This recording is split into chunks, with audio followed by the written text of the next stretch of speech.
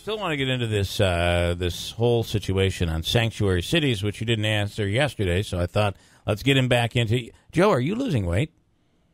Yeah, Bill. I decided to. You look really good. Thanks, I appreciate that coming from you. That's a compliment. Thought I'd start out that way before it gets ugly. I would agree with you there. All right, Andrew, what's the problem? Oh, just somebody thinks on Twitter that we're talking about murder like it's a good thing. Oh, but come on. What are you talking about? In what way? No. It says, and I will quote as I'm pulling it up here on my cell phone where I can access Twitter, apparently someone getting murdered is a good thing, listening to Keeler. Well, I'm not sure what they're in reference to. What are we talking about? Saying, well, I think they're saying that they think someone getting murdered is a good thing. That's the way I read it. Okay. But what... I mean, it says... Okay, just so you know, with Hobika... I say it's cloudy. He says it's sunny. I say it's red. He says it's blue. It's almost that no matter what I say, Joe, you're against it. No, that's not true, Bill. I have a new theme song for the Hobika. It used to be we'd have this Hobika theme song that we play. You know, you should play it for me this morning. Oh, I'm gonna play your new theme song. No, Here it is. old theme song. I don't know what you're trying to say. I'm disconnecting anyway. Whatever it is, I'm against it. Yeah, no matter what it is you're trying to say, I'm against it. That's the new Hobika. I co-wrote the song, by the way. You did? It's good. It's good. That's the new Hobika theme song. Right? I know all the words. In what case? Here's my question, there, Joe. In what case is this? Is this the trial that's going on? The Caitlin Conley trial. The Conley trial. How do you know? Well, that's the one we talked about. How do you know? I mean, I don't know how you derive that from the tweet itself. Well, how do you? I think basically they just said, "Look, murder is good." And I don't understand that. I mean, we could talk about the proximity, the time frame of when the discussion happened. Is it in reference to me saying I can't believe that this is an unbelievable story that is perfect for some production company out there in Hollywood that's going to create a movie? No, that's not necessarily. Bill, you're thinking about somebody else making a buck. Come on, how dare you? That's not. I think that's an observation. It's not an endorsement. Exactly, Bill. I think that you're looking at it from, let's say, an artistic standpoint. In terms I'm not of looking at. I think you are. No, or a news standpoint. I mean, it's an well, interesting first of all, story, but I mean, obviously. Murder is never good, notwithstanding whatever this person tweeted. This is extremely complex, this story. Are you following this thing? Somewhat. And it's, I keep using the word. Headline grabbing. It is. You're dealing with an attractive female. You're dealing with murder. They brought the son into it, and now the father, and now sex was brought into it this week. And, I mean, there's a drug. There's pot growing. There's all kinds right. of There's craziness. a whole pot thing down in Pennsylvania or something. I mean, this story, what I'm saying is I can't believe the National, like a Nancy Grace, isn't coming in here and exploiting it. That's what I'm saying. I thought like Casey Anthony or something, right? Like one of those stories. That's very similar to that. And you know what it is? It's a sensational story. Yeah. So, it is odd, though. Like, why would a guy... If he's going to, first of all, what's the motive of this kid to get back at his girlfriend by killing his mother? I mean, there's just I don't understand that. Now they're going to switch, the defense is going to throw out there that the one who really had the motive is the husband, the father. Well, and what I said earlier in the week is this trial is going to be very difficult on this. It's as if they haven't had enough difficulty.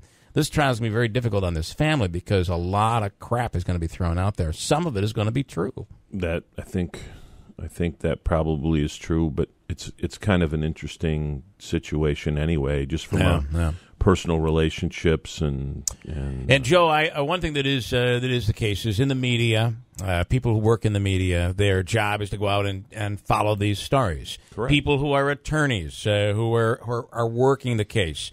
They're not looking at it with an emotional attachment. Well, other attorneys as well, watching it and just looking at how things there's are no progressing. emotional attachment to it. You're not even thinking about what's going on underneath it when you're commenting on it. It's almost like a Well, again, so we can agree on one thing, though. We can. It's shocking, but if I implied that I'm enjoying this whole thing, I'm not. I think it's terrible.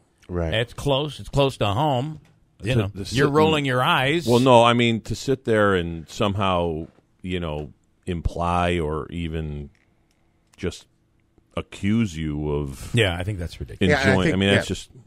Anyway, I wish the person would call in because I'd love to blast him on the air. Yeah. I mean, I'm tempted. Please. Now that's good. 315. That's right. 315-736-0186 is the phone number. Sanctuary cities. So, Joe, tell me what. Doesn't that sound like a Bowie song? It does. Yeah. Before we get to the sanctuary city part, though, I want to stay in line. You've got Trump. Don't you think? Did you listen to the commentators yesterday saying they think that he's a bit unhinged? That's. Don't you think that the president is unhinged?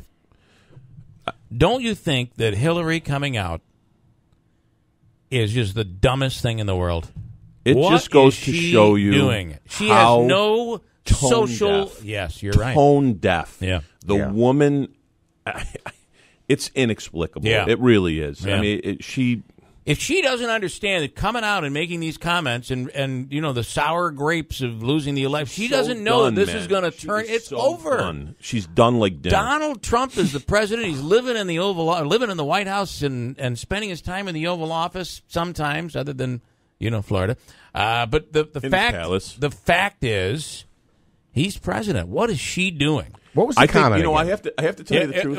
And I believe what she's saying. I agree. Comey coming out the weekend before, the way that happened was terrible for Hillary Clinton. I don't know that it cost her the election. And the emails being hacked into and all that campaign rhetoric stuff going on behind the scenes, that was horrible for her. There's no doubt. No announcement that there was also an investigation into the Trump. I think that she probably got screwed. But I still don't know. She still was going to lose. I think so. Because the woman is tone deaf. I have never seen anything like it. She's social deaf. She is unable to she's not a social person. She has absolutely communication no skills are horrible. She doesn't mingle well. The interesting thing is that's my team.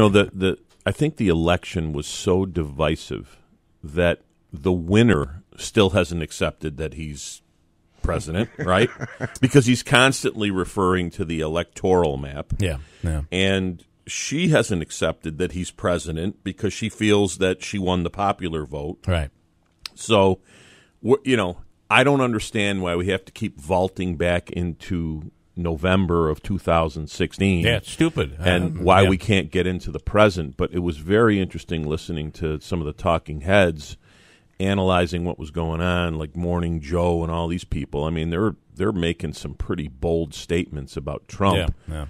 This guy Morning Joe was making a reference that his mom's got, a bit of dementia, and he's accusing Trump and saying that the pressures and the amount of and the amount of time that he has to spend doing his job. Can I ask you though? John McCain yesterday was out extremely critical of President Trump, and I thought that he. I thought that he tempered his comments. Oh, he was quite critical yesterday. Totally disturbed at the president's comments about Kim Jong Un. He tempered his comments. If you listen to the whole thing, still though, it is a doesn't it the way fake this news. Fake news. Oh, you've become a real one. You've become a real winner. The fact is, don't you feel that the way the president has talked about Kim Jong Un is awkward and difficult at best? We talked about this yesterday. Yeah. I said that he's not a good communicator. All right. Right? All right. I said that he has, limited vocabulary. I do believe that he probably didn't pay attention in school the way he should have. History. Okay. Yeah. Mm-hmm. And, I mean, the big stuff. A lot of people might not know the Titanic actually sunk in the end. Can you people don't know this. Probably could have prevented that. But I know a captain. The guy that drives my yacht could have definitely prevented that. He's an ace when it comes to icebergs. Yeah. I mean, where are we going here? Now that conversation didn't happen, but I'll bet for a second you thought it did because anything is possible. Really, at this point, it is. So, I got to break. Sanctuary cities, though. When we talk about sanctuary cities, what does it all mean legally? What does it all mean, Bill? I'm asking you. Okay, I'm going to break. I don't know what the hell is going on with. I think did somebody put some Baileys in his coffee over there?